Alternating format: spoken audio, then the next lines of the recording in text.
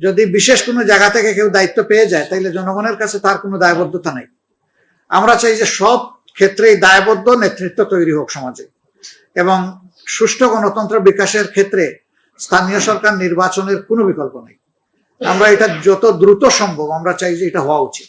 আমরা ফ্রেন্ড হিসাবে, আমাদের ফেলো ব্রাদার্স হিসাবে আমরা তাদেরকে সম্মান দিই, বাট আমাদের দেশের আভ্যন্তরীণ বিষয়ে তাদেরকে আমরা ওইভাবে জড়ায় ফেলতে চাই না। এটা তাদের জন্য সম্মানজনক না, আর আমাদের জন্য একেবারেই না। দ্বিতীয় যে বিষয়টি বলেছেন যে সামনে অনেক সংকট আসার আশঙ্কা করা হচ্ছে, সবচেয়ে বড় সংকট তো এখন প্রিভেইলিং যে ওয়ার চলতেছে, যুদ্ধ, যেটা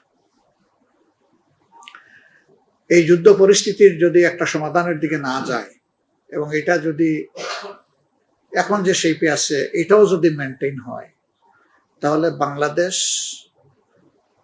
বড় ধরনের কিছু ঝুঁকিতে পড়বে। শুধু জ্বালানি না, অনেক বিষয়ে ঝুঁকিতে পড়বে। কারণ আমরা জানি আমাদের অর্থনীতি, বিশেষ করে ফরেন ট্রেড, দুইটা উৎস থেকে চলে। একটা হচ্ছে আমাদের রিমিটেন্স, যেটা প্রবাসীরা পাঠায়, আর একটা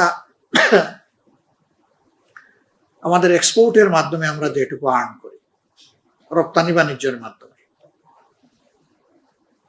তো এই যে এক্সপাট্রিয়েট যারা আছেন তাদের মধ্যে এই রিমিটেন্সটা বেশিরভাগ আসে ছোট ছোট ইনকাম যারা করেন তাদের কাছ থেকে। তাই এলো ইনোভার, যেন আপনি লাইফে থাকেন রেডি প্রতিদিন। Innova, designed for now. যারা বিভিন্ন দেশে নাগরিকত্ব পেয়েছেন, সেই দেশে তাদের ফ্যামিলি আছে, তারা কিন্তু বাংলাদেশের রিমিটেন্স পাঠান। তারা হয়তো ঈদে, চাঁদে, পার্বণে, অনুষ্ঠানে বা বিশেষ অকেশনে কিছু গিফট পাঠাইতে পারে, কিন্তু নিজের ঘাম জোরানো টাকাগুলো, ফরেন মানিগুলো কিন্তু এরাই পাঠায়, যারা সাধারণ মানুষ। আর এই সংখ্যাটা মিডল ইস্টে সবচেয়ে বেশি। এখন আক্রান্ত হচ্ছে আরব ওয়ার্ল্ড। ইতিমধ্যে কয়েকজন দুনিয়া থেকে বিদায় নিয়েছে, অনেকে আহত, পঙ্গু হয়েছে। ওখানকার অর্থনীতি যদি চ্যালেঞ্জে পড়ে, এই মানুষগুলো ওখানে থাকতে পারবে না, তারা দেশে ফিরে আসতে বাধ্য হবে।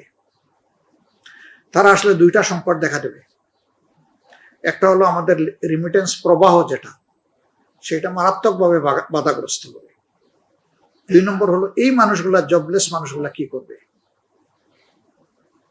সমাজে অন্যরকম একটা পরিবেশ তখন তৈরি হবে।